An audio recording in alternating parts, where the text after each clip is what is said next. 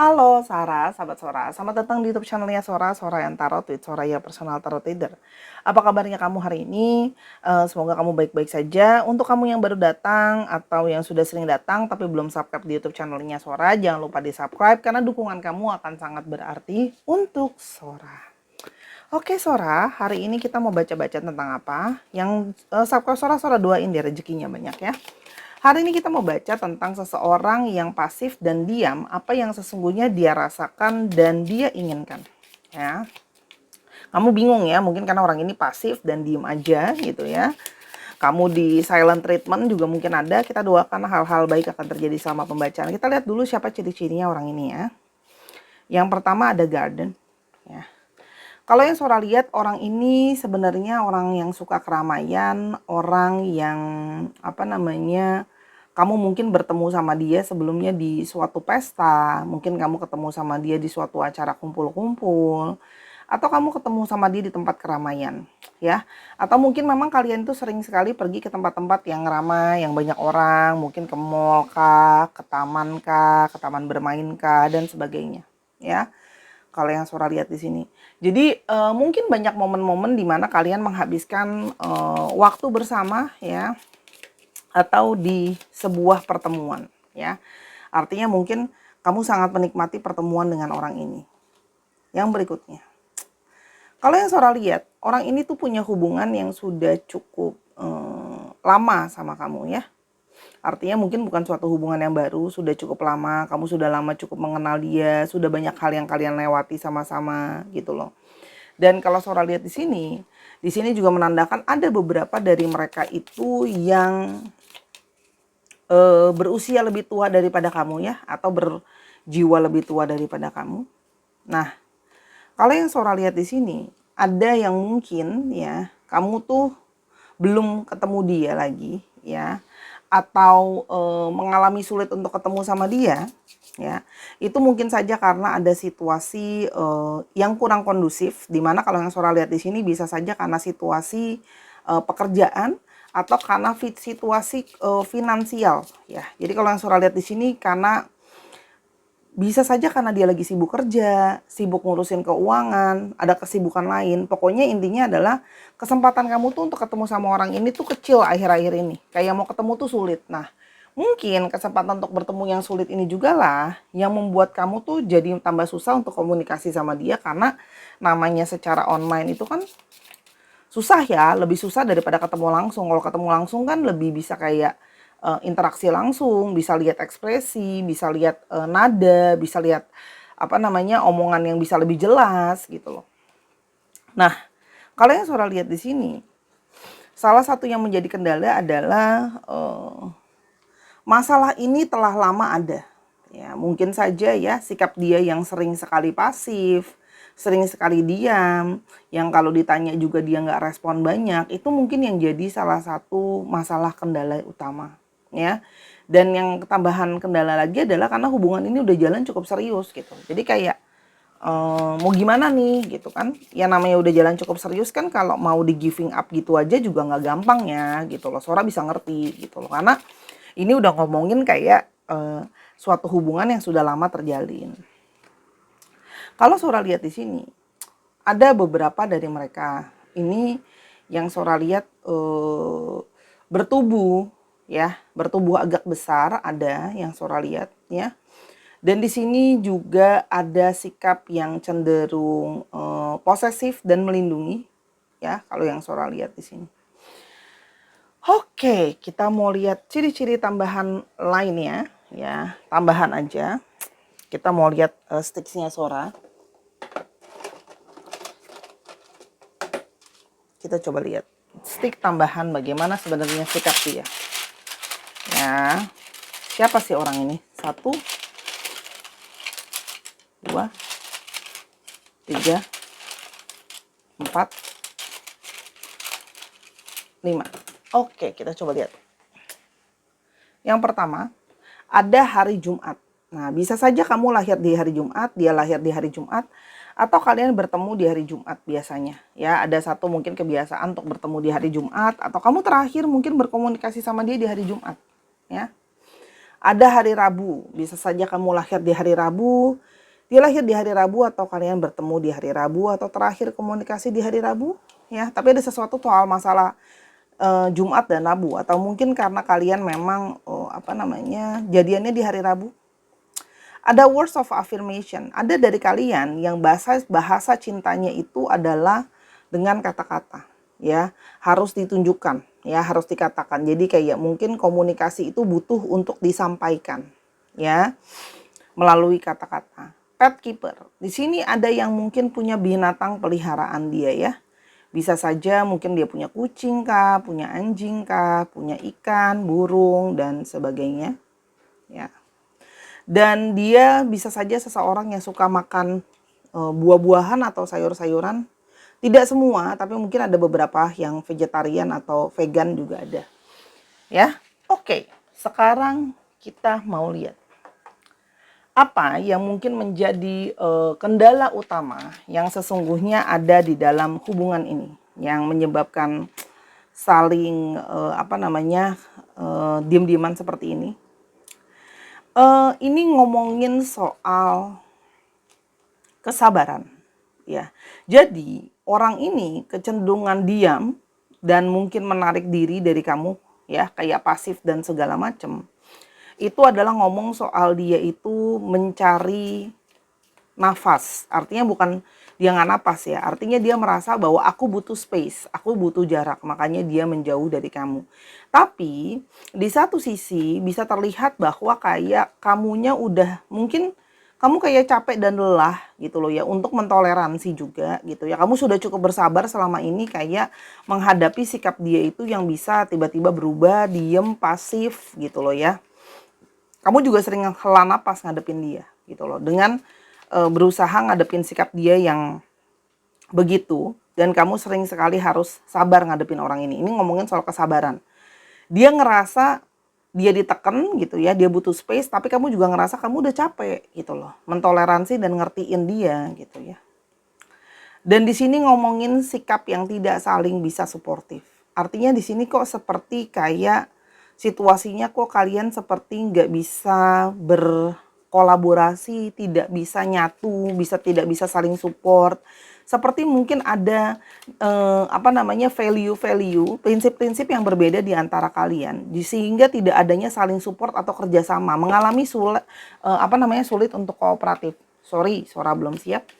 Ya, sikap dia yang kurang kooperatif juga mungkin menurut kamu, atau dia yang malah justru menganggap kamu kurang kooperatif dengan situasinya dia, kurang memahami dia, buat dia. Ini kan dua sisi, ya, gitu loh. Yang berikutnya adalah ngomongin soal bagaimana kamu telah banyak mungkin men-taking care dia, gitu loh, ya. Kamu banyak memberi sama dia, tapi dianya nggak feedback balik ke kamu. Kamu taking care dia, tapi dia nggak taking care kamu dengan baik. Paham, ya? Jadi kayak kamu merasa, kak, kok dia selalu pinginnya di ngertiin, dia selalu pinginnya nerima terus, akunya nggak pernah mendapatkan dari dia pengertian lah, support lah, kasih sayang yang cukup lah, dan sebagainya, ya.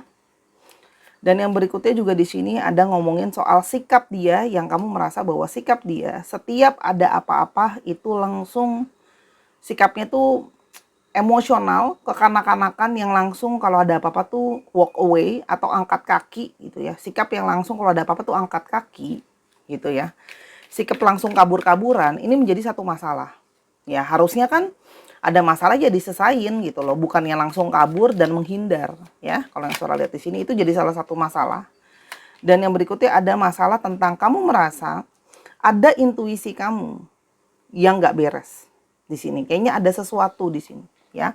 Kamu merasa intuisi kamu ada sesuatu yang mungkin dia sembunyikan dari kamu, atau ada sesuatu yang kamu sudah mengamati, ada sesuatu yang aneh, ya.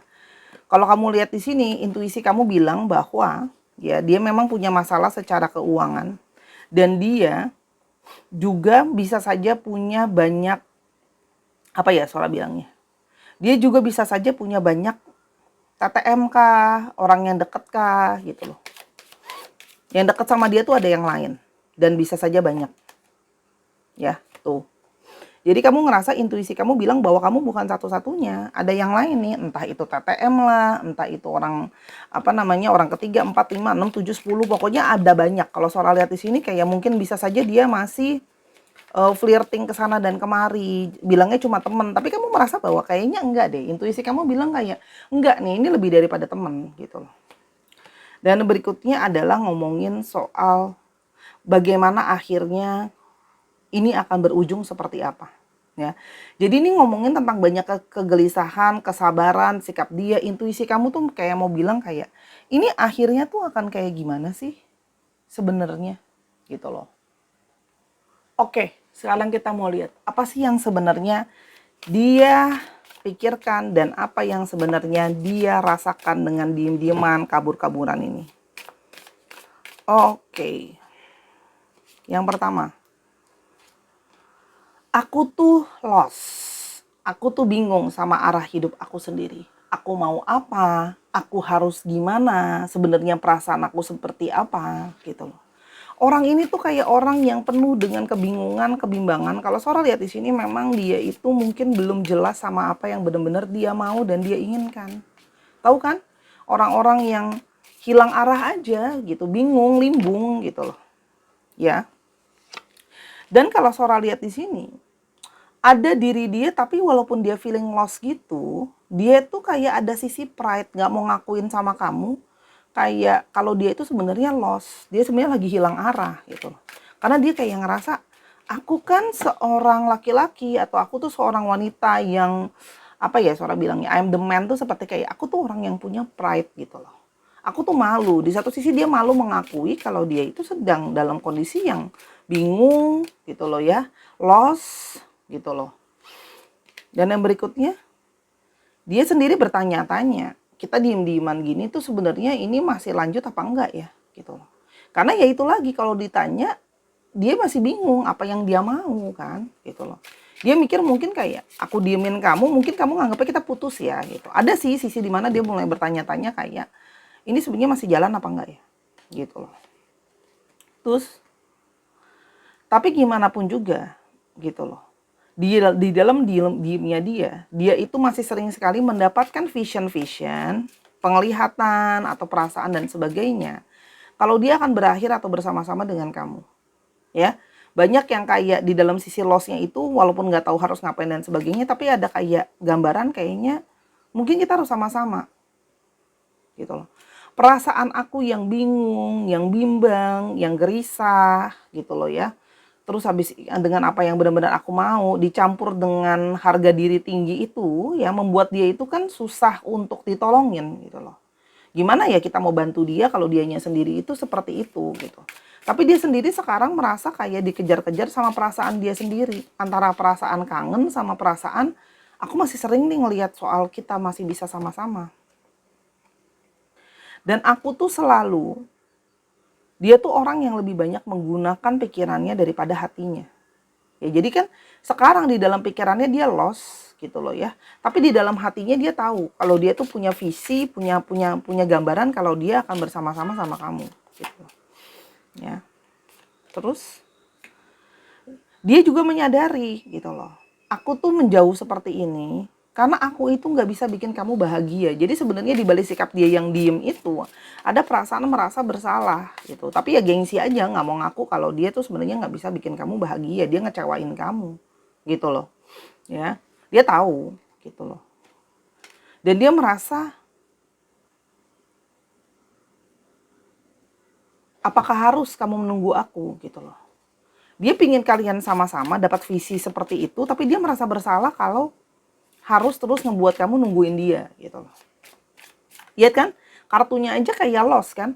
Yang satu pingin dapat vision tapi satunya lagi kayak jangan nunggu aku gitu loh. Kalau seandainya di dalam hati sih pinginnya sama-sama ya karena ada vision, ada gambaran kita sama-sama.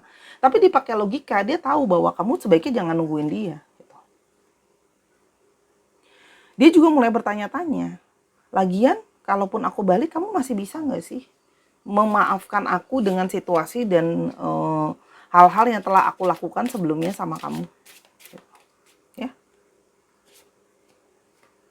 Aku tuh nggak bisa melakukan apa-apa dengan benar sekarang. Artinya orang ini menyadari bahwa dia itu tidak bisa bergerak sekarang. Karena secara pikiran dan logika dan hati itu tidak berjalan berbarengan gitu loh. Jadi kayak apapun yang dia lakukan pasti bisa ujung-ujungnya salah gitu loh. Orang dia masih bingung gitu loh. I can do this right now. Aku nggak bisa gitu loh. Tuh. Jangan nunggu aku, tapi aku nggak bisa ngelepasin kamu. Bingung kan, energinya tarik-menarik nih, Sora baca kartunya, energinya tarik-menarik terus. Setengah dari dia pingin bilang sama kamu jangan tungguin dia, setengahnya lagi bilang kayak, aku nggak bisa lepasin kamu. Ya kan, hati sama pikiran nggak jalan bareng-bareng. Mungkin memang sebaiknya aku harusnya mengulang waktu ya. Dia berharap bisa mengurang waktu, kalau aku tuh bisa kayak membuat situasi itu lebih baik di antara kita, gitu loh. Ya. Tapi kan waktu yang sudah berlalu tidak bisa kembali. Aku sering menangis setiap malam, ya. Bingung sama diriku sendiri, bingung sama apa yang aku mau, harus aku dengarkan logikaku atau harus dengarkan hatiku. Kamu banyak men-trigger aku, menyadarkan mungkin apa hal-hal yang selama ini dia coba untuk hindari, untuk dia denial gitu loh, ya. Aku nggak bisa kayak gini terus, ya. Dia tuh tidak bisa mengatasi banyak pergesekan sama kamu, ya. Makanya dia memilih untuk menjauhi kamu. Oke, Sora. Jadi, ke depannya apakah mungkin ya aku masih bisa sama-sama sama orang ini, ataukah apakah masih ada ujung yang aku bisa sama orang ini? Kan intinya gitu kan. Apakah kalian akan bersama-sama atau akankah dia memulai komunikasi lagi sama kamu, intinya gitu ya. Sora akan ambil kartu yes no, Sora akan ambil 3 kartu. Apakah siapa yang akan dia menangkan? Dia akan mikir pakai memenangkan hatinya untuk kembali ke kamu atau pakai logika sebaiknya menjauhi kamu karena dia belum siap. Kita mau lihat. Yang pertama, kalau dia jawabannya iya, berarti dia mengikuti hati ya. Kalau enggak, berarti pakai logika. Yang pertama, tunggu. Yang kedua, move on. Yang ketiga adalah respect the rules. Kalau Sora lihat di sini, ya, kemungkinan dia balik sama kamu tuh 50-50. Ya, ada periode di mana kamu harus nunggu kalau Sora lihat. Ya, ada hal-hal yang memang harus dia selesaikan dulu. Ya, Sora tadi hanya mau ambil 3, tapi under the deck-nya buat mengkonfirmasi Sora tambahkan lagi keep an open mind. Harus selalu berpikiran terbuka dan approach berhati-hati. Artinya, kamu tuh memang dia akan ada possibility balik sama kamu 50% lah, ya. Tapi ada juga yang enggak.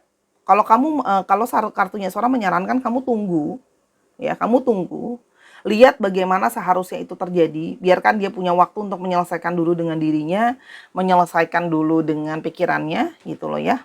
Kamu harus open minded. Ya, dan kamu coba melihat situasi ini secara perlahan-lahan, gak pakai emosi, ya, pakai logika juga. Kalau dia sudah tidak bagus pakai logika, pakai perasaan, ya kamu harus bisa bagus pakai perasaan kamu. Tapi kamu logika kamu juga harus tetap jalan. Kartu Sora bilangnya seperti itu.